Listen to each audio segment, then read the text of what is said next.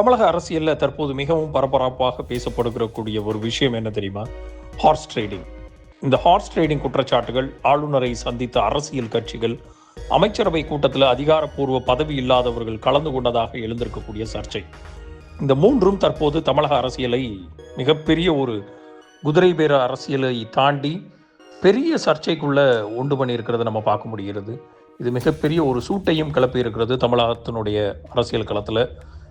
யார் யாரை சந்தித்தார்கள், ஏன் ஆளுநரிடம் புகார் சென்றது அப்படிங்கிற அந்த விஷயத்தை பார்த்தோன்னா, ஜான் ஆரோக்கியசாமி மற்றும் விஷ்ணு ரெட்டி ஆகியோரை அமைச்சரவை கூட்டத்தில் இருந்ததாக எழுந்திருக்கக்கூடிய குற்றச்சாட்டுகளை பற்றி தாவேக அரசு என்ன விளக்கத்தை கொடுக்க போகிறது அப்படிங்கிறதையும், இந்த இடத்துல அது உண்மையாக இருந்தால் அரசியலமைப்பின் எந்த அடிப்படை கொள்கைகளுடன் முரண்படும் அப்படிங்கிற அந்த கேள்வியும் எழுந்திருக்கிறது.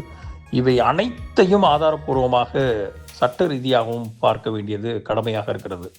முதல்ல இந்த ஹார்ஸ் ட்ரேடிங் குற்றச்சாட்டை பற்றி பார்த்தோன்னா, தமிழக அரசியல் கடந்த சில நாட்களாக ஹார்ஸ் ட்ரேடிங் என்ற வார்த்தை அதிகமாக பேசப்படுகிறது. சில அரசியல் கட்சிகள் ஆளுங்கட்சி மீது மக்கள் பிரதிநிதிகளை தங்களது பக்கம் இழுக்க முயற்சி நடக்கிறது என்ற குற்றச்சாட்டுகின்றன. அதே சமயம் மறுபுறம் ஆளுங்கட்சி இந்த குற்றச்சாட்டுகளை அரசியல் நாடகம் என்றும் ஆதாரமற்றவை என்றும் மறுத்து வருகிறது. இந்த சூழலில் எதிர்க்கட்சிகள் ஆளுநரை நேரில் சந்தித்து தங்கள் கவலைகளை பதிவு செய்ததற்கு தகவல் வெளியாகியிருக்கிறது. அரசியல் குற்றச்சாட்டு வைப்பது என்பது ஒரு விஷயம், ஆனால் அதை நிரூபிப்பது முற்றிலும் வேற ஒரு விஷயமாக பார்க்கப்படணும்.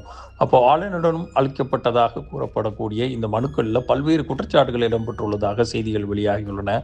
அதில் மிக முக்கியமானது அரசு இயந்திரம் தவறாக பயன்படுத்தப்படுகிறதா அப்படிங்கிற அந்த கேள்வி, மக்கள் பிரதிநிதிகளுக்கு அழுத்தம் கொடுக்கப்படுகிறதா அப்படிங்கிற அடுத்த கேள்வியும், அரசியல் அமைப்பை பாதிக்கும் வகையில் செயல்பாடுகள் உள்ளனவா அப்படிங்கிற கேள்வியும் மிக முக்கியமானதாக எழுப்பப்படுகிறது. இந்த ரீல்ஸினுடைய முழு வீடியோ த லீடர்ஸ் தமிழ் யூடியூப் சேனலில் கண்டுகளியுங்கள்.